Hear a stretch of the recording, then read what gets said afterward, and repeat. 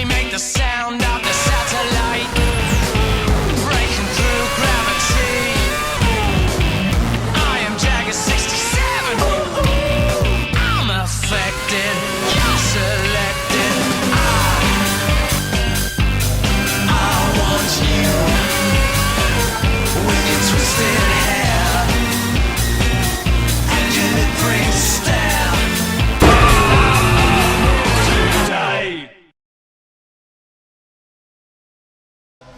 As we wave goodbye to the forests of Germany, we travel to the home of British motorsport. The ISR AIC continues at Silverstone. Round 7 of Season 7 brings us to one of the most iconic circuits in world motorsport, a place of history, speed and unforgettable moments. The sweeping corners of Silverstone have challenged the very best for generations, and today 22 drivers have to add their names to that story. And what a setting we have! Following a recent British heatwave, temperatures are soaring across Northamptonshire. The circuit is hot, the track is evolving, and tyre management may prove to be just as important as outright pace over the course of today's race. Joining me in the box once again today is Craig Evans. Welcome back, Craig, and I believe it's your birthday today, so happy birthday from us all at ISR. Yes, Toby, hello, thanks for having us. Another year older and certainly not wiser. But today, spotlight is going to be on these guys on the grid, looking to get their seasons, I was going to say underway for some of them. Elliott Hall's had a massive advantage so far, so he's hoping to keep that. But we're going to ride on board here with Andrew Pavir, who's managed to get the pole lap, and he's going to hopefully try and kick off his season a little bit more. He's not had the best times so far. But we're coming into turn 1 now, taking a lot of curb on the inside there, but he's managed to get away with that. Obviously, he's got the pole position, so it's not been a disaster for him with that one. Slowly into the next section, I forget when Leighton squared into Village, and they're coming onto the back straight now, or one of the two back straights, I would say, Wellington straight down here. He's getting the power down a little bit tentatively, but he's managed to get that all in the right direction now as he comes into the Luffield section, which is a very tricky section no matter kind of what car you're racing, and whether it's F1 cars, touring cars, GT3s. It's a very, very tricky section here. As you can see, the rear end wanting to step away just a little bit for Andrew, but he's managed to get the power down nicely as he comes on to the old start-finish straight, flying down towards Copse Corner, where we had that coming together with Hamilton and Verstappen a few seasons ago, but Andrew has got that nicely through there. Again, just a little bit cautious on the throttles. We'll have to see what this is going to be like through the race itself as we come into the Maggots and Beckett section, which is a nice, fast, sweeping set of corners. And when you nail this, it just feels phenomenal. You feel like an absolute superstar when you get that right.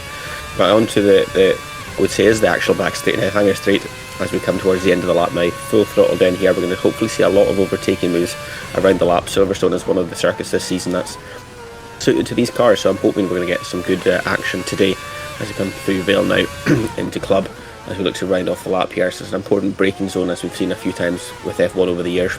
They've taken a lot of inside curb with Andrew there, but it's not hindered him too much. And out of the last corner, just again slowly getting the power down and across the line in what is pole position. So congratulations to Andrew.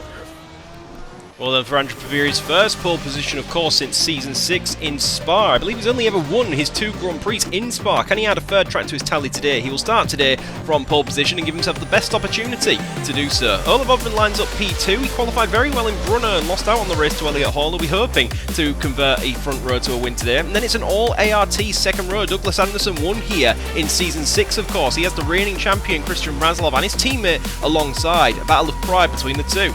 Ed Camp World Championship contender is a bit far away, but is in the top 5. Solid start, best of the championship contenders today. Tom McDonald will line up in P6, looking to restart his season after Maka had a torrid time in Germany. Josh Martin will line up in P7, and then Craig McDonald, of course, getting that 5th-place grid penalty for contact with Kevin Jacobs on the opening stages of the German Grand Prix. Lines up P8, he'll be kicking himself though, because it was P3 on the grid. Marcus Townend lines up just inside the top 10, another championship contender, and Callum Spencer lines up in top 10. He'll be hoping for another Brunner-style performance where he can climb up the field. Elliott Hall, the championship leader, does start outside of the top 10 for the first time since Malaysia. He was only just though. He's looking to get some points to defend that championship lead. Last week's race winner lines up alongside. Joshua Wood then lines up in P13. He's just edging out Gareth Lennon for the battle of P13 and 14. His teammate starts on pole though, Josh Wood, so he'll be looking to try and reduce that deficit. Colin McAllister immediately follows his teammate in P15, Reinhard Ecker P16, another man who's quite far away from the likes of his teammate in P5 today. Jonathan Carrera is the only man to not score points this season. He lines up in P17 alongside Craig Evans. Both of those gentlemen will be hoping for some chaos in Silverstone here today. Philip Lund will line up in P19, and he's alongside Jack Tolchard, second in the championship and only P20. That is a disastrous qualifying for the Brit. He really needs some magic here today. Kevin Jacobs lines up in P21, and Toby Byrne again getting a penalty for contact with Elliott Hall in the closing stages of the German Grand Prix will round out our grid this afternoon. It's the fourth time we've visited the United Kingdom, and of all the current drivers on the grid, only Evans and Anderson have won in the UK, so it'll be interesting to see what they can do here today. I've just had a look at the forecast for today, Craig. It is 29 degrees in Northamptonshire, so high temperatures for those tyres will be putting them through their paces today. As we get ready for the 5 red lights, here we go.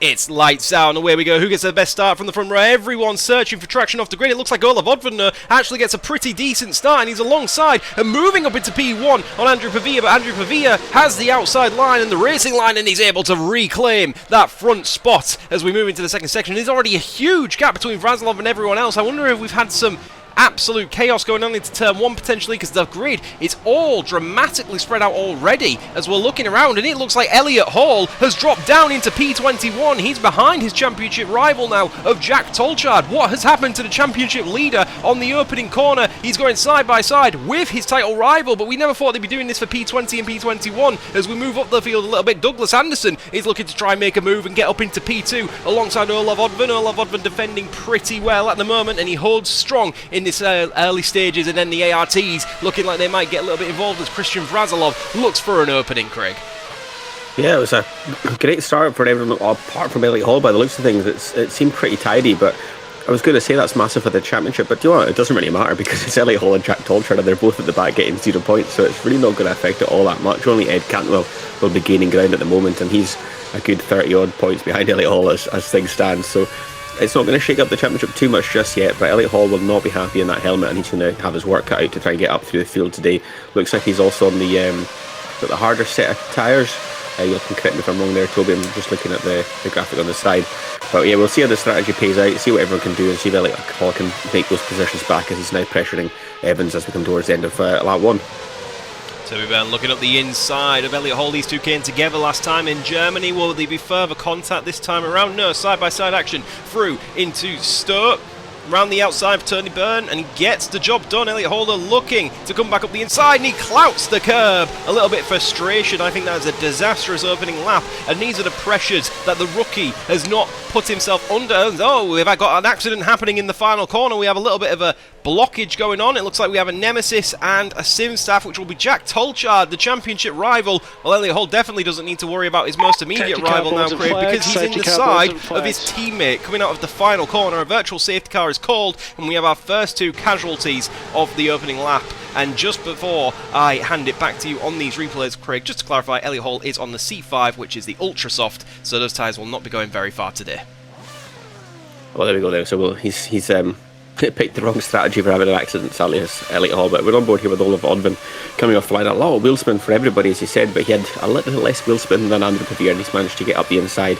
But it's taken a lot of curb, just got a little bit unsettled, and Pavia managed to get that place back. And then he has a massive slide himself, but he's held it. He was very aggressive coming through the second part of the first section there to reclaim the lead. So Olaf Odvan didn't see this at the start. He looked to kind of poke his nose back up the inside and wasn't actually able to do it. But yeah, it's a good start from these two boys at the start. As Olaf Odvan sideways again, these cars from the cold tyres and the curbs are just not having a good time of it, as we're looking on board here with Elliott Hall, who's, as you said, he looks like he's not crumbling under the pressure, but he's getting a bit too hot-headed at the moment, and everything that's gone wrong has gone wrong for him so far in this race, other than Jack Tolchard going out. But he's looking at the back here. Oh, just cold tyres again on the curbs. He got a little bit too aggressive. I'm not 100% sure who he was following there. I think it might be Marcus Townend, I'm not too sure, but he was way too aggressive kind of following, so that just shows from the start he was trying to make up places. He started outside of the point, so I think from the word go he had too much aggression straight off the bat, and it's not really paid him any favours whatsoever, Toby. Absolutely, and it's all come to an early end for this man, Jack Tolchard, as we come into the final set of corners. We can see There's an NAR getting all over the curb, and that's presented an opportunity for Jack Tolchard to go up the inside. Is there going to be an accident here? See, the car ahead hits the curb, and we do the same thing. So it looks like Kevin Jacobs and Jack Tolchard, and then they obviously turn into each other trying to get back to the circuit, and I think that's both written off both of their ends, as we see the NAR just going around in the background as well. But I think both of these gentlemen trying to make a very opportunistic move. Like we said, we never see moves into the final corner. We've seen moves in the chicane and the second part of the chicane all the time, Craig, but you never see a move into the final corner of Silverstone, and this is the reason why, because you're just pitched up on such a tight angle. There's a sausage curb there, which admittedly is probably a big contributor to accidents in the final corner, but it has ended 2 races, and I think we've seen quite a severe casualty in one of the Norwegian-American racing cars, which I think we may see next. Yes, we do. So Philip Blum. So this is what happened for Philip Blum. He was looking up the inside of Kevin Jacobs, hits that first sausage curb. Okay, loses out on that battle. Kevin Jacobs actually looks like he goes, okay, I'll have a go on Jonathan Carrera as well, but you can see here, pitched up on the inside, hits that curb, and innocent party for Philip Blum there, Craig. He's just going on the normal racing line. Someone's tried to make a move, as we've just been talking about for the last 10 minutes. That sausage curb kind of is a death sentence. You really shouldn't be trying moves there, in my opinion. And yeah, innocent bystander Philip Blum. He's had a torrid season from Mechanical Gremlins, so it looks like Contact is now coming to rear its ugly head. Yeah, I think we've been calling him Mr. Unlucky for about 5 seasons now. Especially last season and this season, he hasn't had much luck at all. But those sausage curbs, you don't want to hit them in any kind of race car, really. Let's be honest, they're not your friend. They're a deterrent, and especially on wheel cars like this, you really do have to deter yourself from going over them. As we've got the race back underway now, we've got Reinhard Ecker here on screen. He's behind Joshua Wood, who's he's been quite quiet since the start of the season. He's not really scored many points. He's currently sitting 7th in the championship, a long way away off Elliott Hall. And if you ask me after race 2 where Joshua Wood would be, it wouldn't be there. So he's got a lot of work to do to kind of get his championship back on track now. We've got another handful of races after this one, so there are still points to be had, especially with Elliott Hall down in the lower reaches of the top 20. So we'll have to see who can take advantage of this. P1 and P2 in the championship are not scoring points, so this is opening the door for everybody else to do so. Andy Previer is winning the race at the moment. He's 10th in the championship, so he could get a good haul of points here, which, depending on results, could actually take him into the top 3. So we'll not get ahead of ourselves just too much. We don't want to commentator curse him, but we'll see how he gets on. And we've got Colin McAllister here as well. He's not been having the best of seasons either. He's currently sitting at 15th at the moment and just seeing what he can do with his strategy. But they're all kind of queuing up behind Josh Wood at the moment. Tobias, it's a little bit calm, which is unfamiliar for this championship. A long way to go. We'll see if these conservative strategies pay off. We can see Josh Martin, P5, is starting to reduce the deficit now to Christian Brazilov. Of course, these two were teammates not too many seasons ago. If you remember season 5, these two both driving for Simstaff. Simstaff then made the option to go with the promising young rookie of Jack Tolchard. And you have to admit, despite Christian Brazilov winning the championship last season, it seems to be a partnership that's come to fruition in its own right for Simstaff. Jack Tolchard taking his first victory in round 4 Bahrain this season. Craig McDonald looking to make some progress on Gareth Lennon. It's been a tough start for Craig McDonald. He started off in P number 8 following his penalty, and he qualified 3rd on the road before he took that 5-place grid penalty. So there was definitely pace in the Macca Motorsport car this afternoon, or yesterday afternoon at the very least, over the course of 1 lap, Craig. But it seems that potentially the shift in temperature or the difference between 1 lap pace and race pace is coming into a bit of dividends here for Craig McDonald, because he's falling backwards, and his teammate, I think his brother, started in P6. He's also fell back to P number 8. So we ran a board with Gareth Lennon looking to squabble with his old nemesis Zach Swader for the final point on offer this afternoon. It'd be disappointing for Zach Swader taking the victory in what could have been an NLR 1-2. They really had the pace out in Germany, but doesn't look like they've been able to convert it. And obviously this is quite a different circuit to the likes of Hockenheim, so exposing potentially some aerodynamic chassis deficits in the NLR chassis. We have the incident involving Jacobs, Tolchard and Blum in the final corner. It's been deemed a racing incident, so the steward's been very lenient on that first opening lap, and I think Blum was probably the only innocent party, and he's still going. So despite his race being ruined a little bit, maybe that has come into a little bit of consideration, as we have quite a few cars pitting very early, Craig. A lap 4, some of these super soft and hyper soft tyres, they're coming off, and you can't really be surprised, I suppose. It's 29 degrees out there, and they're on the most fragile compound of tyres available, so very early strategies. But that signals to me either we're going to see people coming out on the hard tyre and trying to do a big phase of management at the risk of some pace, or potentially are we looking at a 2-stop here this afternoon? Yeah, it's going to be interesting to see what they do. There's a lot of the drivers from the C4 tyres have pitted as well before those on the C5, so we expected them to last a little bit longer than the C5 runners, but we don't know what the teams are planning here, as all the drivers that have pitted have come out on the C2, the harder compound of tyre that's available. So they're either going to try and make it towards the end or just do a kind of splash and dash style pit stop and go back onto a quicker set of tyres in the closing stages. So we'll see how it all pans out. Razalov is the first driver on the new set of tyres, so we'll see kind of what pace he's got and what he can do with it. But the kind of two drivers that I want to maybe take a focus on today is probably Andrew Pavir and Ed Cantwell there. Running quite well. Ed Cantwell's third in the championship, so if he can get a few places, I think he was 5th or 6th before the pit stops happened, so if he can get into the podium positions, that could put a little bit of pressure on Elliott Hall in the coming races to maybe challenge him in the championship. And Andrew Pavir, if he gets a win, he'll be up, like I said, hopefully into the top 3 as well. So it'll be interesting to see how those guys go with their race pace and their strategy today, as we're still seeing Colin McAllister on the edges of the points now, but obviously we've got a pit stop phase to complete as he's on the back here of Ecker as they both jump into the pits. We'll see how they get on. Len and his teammate has stayed out a little bit longer. Looks like Callum Spencer's in the pits as well. He was just on the edge of the points, hoping to carry on with the good pace he's shown in recent weeks, especially as we said at Brno, where he had a fantastic drive there. We'll see how they're getting on. Swader stayed out as well, whereas his teammate Evans has pitted. Burns in the pits too, by the looks of things, as Townend has stayed out. So yeah, there's a lot of different strategies for the teams going on here. No, Burns stayed out, sorry, that's my bad. But yeah, there is a lot of different strategies, so I think we're just going to have to let this settle for a lap or two to see where everybody goes. Got the top 5 on the soft set of tyres still going around at the moment, with a couple of super soft runners behind them. So I just don't know where everyone's going to play out into this, Toby. It's interesting. Razalov's already pretty close into the back of Toby Burns, so he's got a pit stop over him at the moment, which is not something that Burn would ever want to see happen.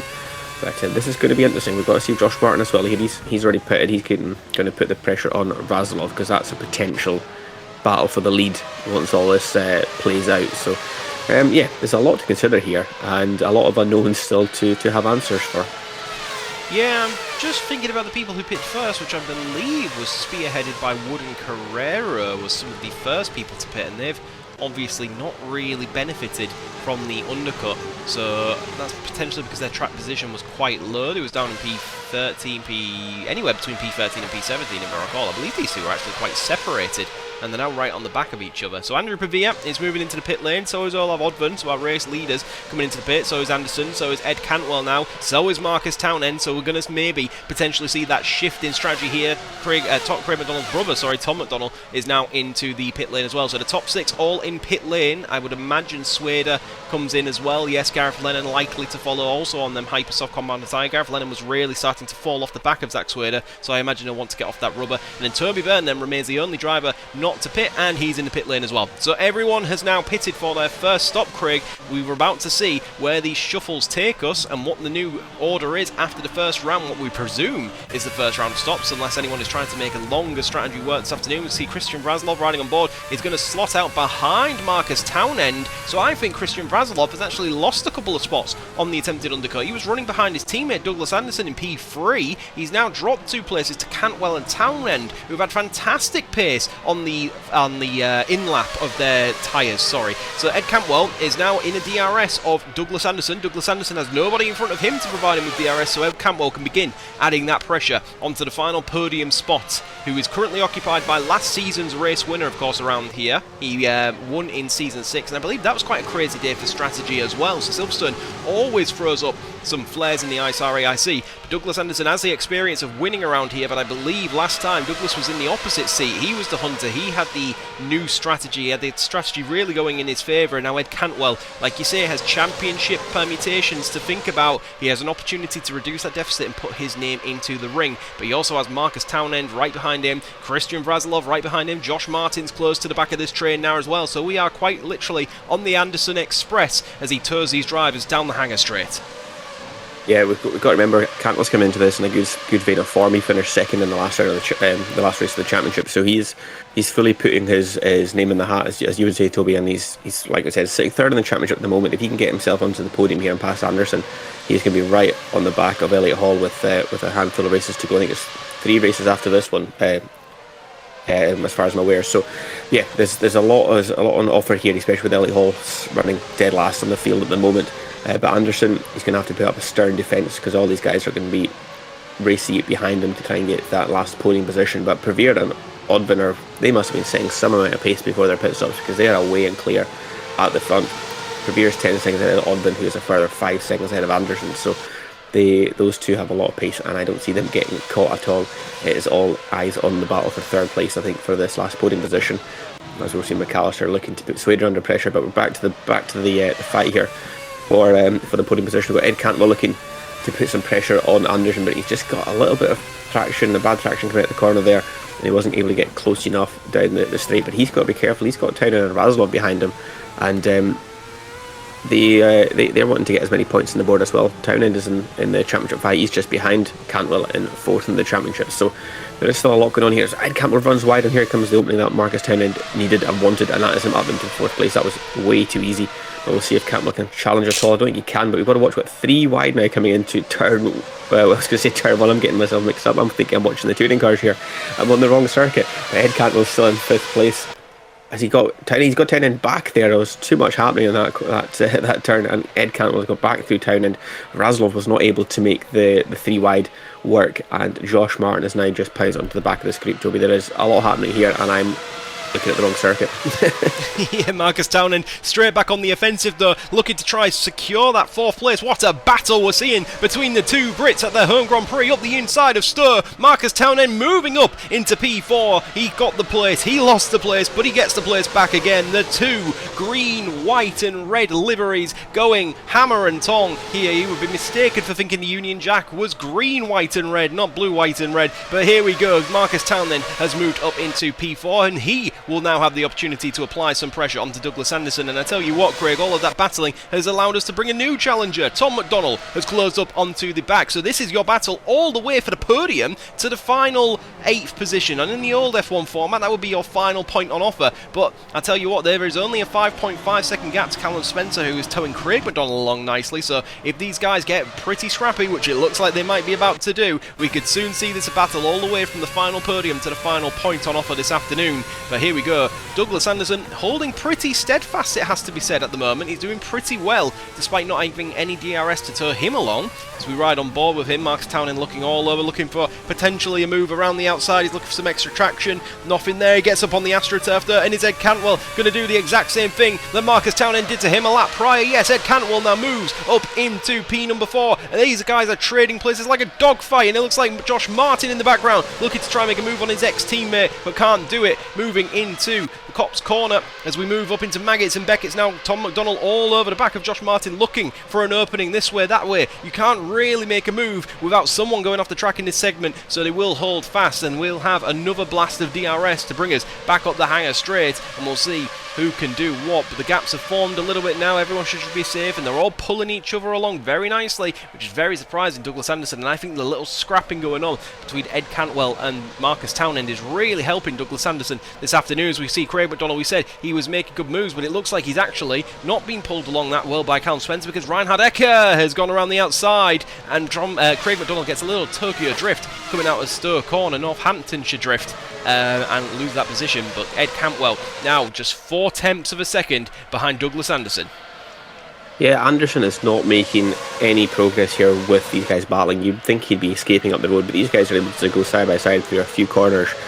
And Ed Cantwell looks to dive up the inside of Douglas Anderson. Oh my, Cantwell's hit the sausage curb. He's taking Anderson out, and Anderson is round, held everybody up there. That is an absolute disaster for Douglas Anderson. He was the complete innocent party there, and Ed Cantwell is... He's got away, but that's not how you want to go racing. That was just a bit of a disaster by Ed Cantwell there. I think he was getting too eager to get past Anderson. Like I said, they were battling side by side through half the corners, and Anderson wasn't getting away. So Cantwell knew that Anderson was holding everybody up, and he knew he could get past him and run away with it. But he just did it the entirely wrong way, as we're going to see here. Those sausage curbs that we spoke about at the start of the race just coming back to bite him. And I don't know if Anderson, did he lock up here, make a mistake? Was he just slow? I think he was just a little bit slow and nervous through the corner. But yeah, Cantwell on the curb. It wasn't a malicious attempt, but it was just a bit poor, bit of a poor bit of driving, to be honest with you. and he's going to get away and probably get the podium, but he's definitely going to have a penalty coming his way, Toby, as we're looking at the back of Anderson. That is devastation for Douglas. It's under investigation and we expect it to be a penalty. Douglas Anderson doing a solid job of maintaining P3. He didn't make the gap, and unfortunately, through no fault of his own, he has been punished for being unable to get away from these behind him. We said they was pulling each other along. He kindly gets out the way of everyone else, but it's clear he has some kind of damage because he pulls over to a stop, perhaps some suspension damage from that contact. And I tell you what, this man held up through no fortune of his own as well. He's right behind these guys, and we'll see here. I think he immediately gets blocked by the spinning Douglas Anderson, so I feel like Marcus Townend loses out here a bit. So here he goes, he just sends it last minute, hits the curb, pirouette around, and yeah, you can see Marcus Townend gets a little bump, and there goes Christian Vrazilov as a result. And I think he's immediately then challenged up the inside by one of the Simstaff cars. I'm not sure if he's able to hold him off until the safety car is called, but very unlucky for Marcus Townend. We're riding on board with Callum Spencer. We said he was about 5 seconds back, and we said, Craig, didn't we? If these guys start battling or something happens, we could bring him and the other people behind him into the scrap, and exactly that. And we talked about bad luck for Townend. Look at the good luck for Callum Spencer, as you do. Tom McDonnell is basically parked up trying to find a way around, and he goes, don't mind if I do, just sneaks up into another place just before the virtual safety car is called. So some good luck for Callum Spencer, and now as a result of Tom McDonnell basically being parked up on the circuit, it's brought his brother, who is basically side by side with him on the restart as we go racing once again. The two Macca Motorsports going side by side at that home race here in Northamptonshire. Looking around the outside for Craig McDonnell. Is he able to do anything on his brother? Is he going to get stuck on the AstroTurf? He's on the AstroTurf, but I don't know if it's compromised him too severely. Colin McAllister will be looking for an opening on the back of that. He's got a pretty decent drive. Is Colin McAllister? Yes, Colin McAllister looking to the inside of Cops, up the inside of Craig McDonnell. Is he able to pull the move off side by side? Moves up into P11. Colin McAllister in the hunt for some more points here this afternoon, and his first obstacle is done as we have Douglas Anderson officially being retired to the pit lane. That is Heartbreak Hotel for him through no fault of his own. You can see Reinhard Ecker getting a very feisty restart, making a move on Callum Spencer through Maggots and Beckett's. What a move by the Austrian. He's caught Callum Spencer absolutely napping. Callum Spencer will be furious with that, but he can't respond because Tom McDonnell has got a fantastic run as well. Tom McDonnell up the inside of Stowe, and the good luck from Callum Spencer under the virtual safety car has been undone by being caught asleep as him and Tom McDonnell come into the pit lane. Disastrous restart for Callum Spencer, but it looks like we have some second rounds of pit stops after all coming in. We have a penalty coming in at the same time, which we imagine will be for Ed Cantwell, and yes, 5-place grid penalty for Ed Cantwell as we have Olav Oddven. Craig, it's the man into the pits first. He's looking, it's a big undercut if he can pull it off, but he's looking for that undercut on Andrew Pavia. Yeah, I was a nice big sideways moment there for Jonathan Carrera, almost taking out his compatriot there and Zach Swader, but they both get away with it just about. But yeah, I was thinking about the pit stops just while you were speaking there. I'm wondering, because the undercut did not work earlier on with a harder set of tyres, could it be a complete role reversal this time with the softer tyres being as fast as they were, despite waiting quite quickly? Could they be a huge influence in the remainder of this race? Could the guys like Oddven get a massive pace advantage by coming in early and going into the soft tyres? We'll see how much they lasted towards the end of the race, but he's in a little bit of clear air. He's got McAllister right behind him, but he's got two and a bit seconds to Ecker up the road, so he can maybe put his foot down if he doesn't get too much pressure from McAllister here, which might actually happen. He might not have anything to say about it. It'll be all on Colin here, but as things stand, they're just following suit through that section as we come to Maggots and Beckett's now. But yeah, we'll see how it goes. Oddven's been in, Vrazilov has been in, and then the bottom runners have been in as well. We've got McDonnell, Spencer, Blumwood, Lennon all pitted onto the soft set of tyres, as McAllister on his old hard tyres just got a little bit sideways through there, and that's not going to help him. But he's still pretty close behind Oddven though. He's not letting him get away. I thought this soft set of tyres would be fresh and he'd be away up the road, but it's not to be the case, as McAllister's looking to make a move up the inside, and he's done it. That was far too easy for a guy on an older, slower set of tyres. I'm not too sure what's happening with Oddven's pace there. McAllister, does he jump straight into the pits? No, I thought he did. No, McAllister goes round for another lap. I'm not too sure what's happening here with Oddven's pace, Toby. I thought he'd be much quicker on this set of tyres, but he's been absolutely humiliated by Colin. I don't know if there's some tyre warm-up issues potentially on this super soft compound tyre, but if you remember to the last time we commentated together in Brunner, something very similar happened to Earl of Odvin. He got a fantastic strategy ahead of Elliott Hall, and when he came back out, I think again potentially on the super soft compound tyre, he was just eaten alive by Elliott Hall, who a big lock-up for Zach Swader as he's driving around on them old compound tyres, and this is a man who's potentially demonstrating what the difference should be, Craig. Christian Vrazilov using them new super softs to be all over the back of Zach Swader, and likely will have him down the Wellington straight, will he, depending on his exit. DRS deployed for Christian Vrazilov. This should be a quick and easy move into this section of corners, but no, he's lost it under traction. So perhaps the super soft compound tyre we said is a very hot day today. Could that be playing some chaos with the tyres? But I was just wondering, fundamentally, is there potentially an issue with the wear, the tyre wear, or something along those lines for the NAR car? Because we saw something very similar happen to Earl of Odvin in Brunner, and Andrew Pavia is into the pits now. He basically has a free pit stop over anyone else, so it makes sense to do it, despite the fact that there's only 2 laps. But I suppose when you've got that much of a gap, you don't want to take any risks, so you don't want to risk a puncture or anything like that. So Andrew Pavia will probably be the benchmark for what the pace should actually be. But yeah, Christian Vrazilov is also struggling to make that much of an impression on Zach Swader. We'll see what he can do down the hanger straight. Is he able to really get his foot down and get past nice and easy? But no, I'm not sure these super soft compounded tyres are as effective as they were in the opening, yet cooler stages of the race, Craig. Yeah, it's interesting that the guys that are on the harder set tyres I don't feel like they can make them go to the end, so they're pitting regardless. So everybody's going to be in the same boat by the looks of things. But yeah, Odvin had dropped at least 3.5 seconds on that lap alone to McAllister when he had passed him. So I think we're going to have a race of slow, soft-running tyres now towards the end of it. But we've got Olaf Odvin here who's been jumped in the pits by Ed Cantwell. So Cantwell, who's obviously in the naughty books with the stewards, has now jumped up into P2. So everything has worked out in his favour, especially that contact with Douglas Anderson. And Ed Cantwell is now getting second in this race. And I did say earlier on he was P6, P5 or P6. If he gets onto the podium and Elliott Hall continues to have a bad race, which he is down in 19th, Cantwell is going to be the new rival in the championship for Elliott Hall. Olaf Odvin, he's going to get a good haul of points as well, though. Let's not forget he's sitting 6th in the championship as well. And then we've got Marcus Tennant in 4th in the race and the championship. So all these guys are thereabouts in the championship for 2nd place. And with a good haul of points, he could get closer to Elliott Hall and put some pressure on him, because as we saw today, he can crack under a bit of pressure. In the first half of the season, it was just naivety, as we could see. Lennon and Wood almost coming together there. Lennon's having a lot of Saturdays moments this afternoon, and they're battling for 15th place at the moment. Everyone's on the new set of tyres now, so it's kind of as you were in that situation. But yeah, Elliott Hall, a little bit of pressure was getting to him as we're getting into the crunch time of the season now. This is where you need to be clinical. I think before it was just rookie naivety that was making him just have no care in the world and he was flying. But now that the pressure's on, he looks to be cracking a little bit, and people like Cantwell, Odvin and Townend really have to kind of put the pressure on him in the last couple of races.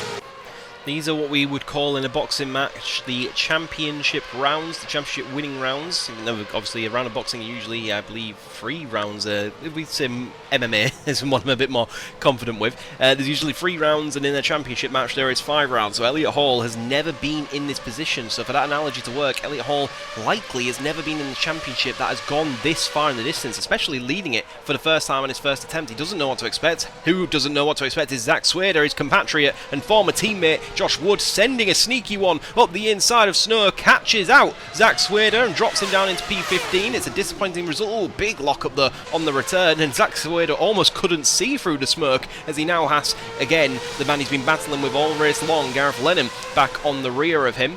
But yes, Elliott Hall, it's strange. I'm not sure what's gone on with his race today. I'm not sure if he's picked up damage from that spin over the curve or something, because he's 16.3 off of Craig Evans, the last car. So Elliott Hall, no pace here today whatsoever following that spin. So potentially some damage or just a huge dent in his confidence. We'll have to see if he's able to bounce back next time out in Norway for the Arctic Circle. The complete opposite of what we're experiencing here today. Gareth Lennon having another opportunity to go side by side with Zach Swader, but he's just not the right moment of the track, and he has to fall right back behind. But he does have DRS, double DRS on these cars, of course. Your front wing and your rear wing goes down. You'll see them both pop up round about now. They've already popped up, excuse me. As we move on to Marcus Townend now has closed that distance to Olaf Odvin. Craig, he's all over the back of him. I think Olaf could fall off the podium here.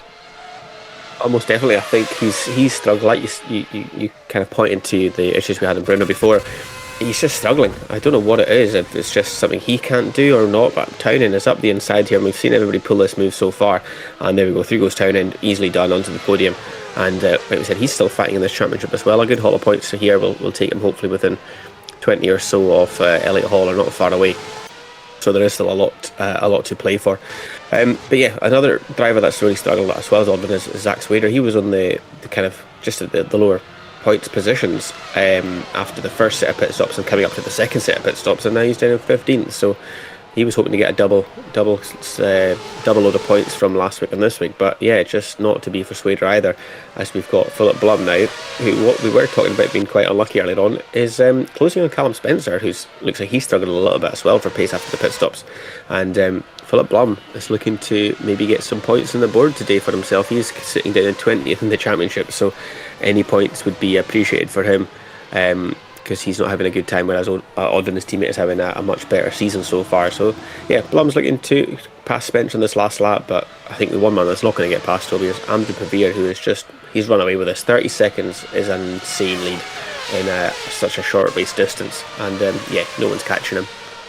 It's something we always say with Andrew Pavia, is he always dominates his race victories as he's coming around the final corner already. That's how far ahead as he is, a class of his own. Andrew Pavia wins the British Grand Prix. He dominated Spa in Season 5. He dominated Spa again in Season 6, and he finally adds a track which is not Spa to his tally. Silverstone is now under Andrew Pavia's belt. Josh Martin is all over the back of Christian Vrazilov. Is this going to be a last minute move to get himself back up into the top 5 at the expense of his former teammates side by side for the sim staff up the inside into Stur, and he pulls it off and moves up into the top 5. Vrazilov looking desperately trying to hold on, loses the rear end and has to concede. It's a last minute manoeuvre for Josh Martin to take that top 5 position away from the defending champ. Philip Blum will have one more opportunity on Callum Spencer. He's going for it, but it's so close, but he can't pull it off. He has to maintain, and again Jonathan Carrera, only man to score points. He can see the first points of his season ahead of him, so painfully close for Carrero again, but he's going to have to concede and wait off for another race. Callum Spencer looks like he's going to hold on for the final point on offer this afternoon. Philip Blum has had his share of bad luck, and he's not able to convert that bad luck into something good. Andrew Pavia, though, wins a dominant British Grand Prix. It's his third ISR AIC victory. It's a victory in all consecutive seasons since he returned to us in Season 5. Great race from the young American.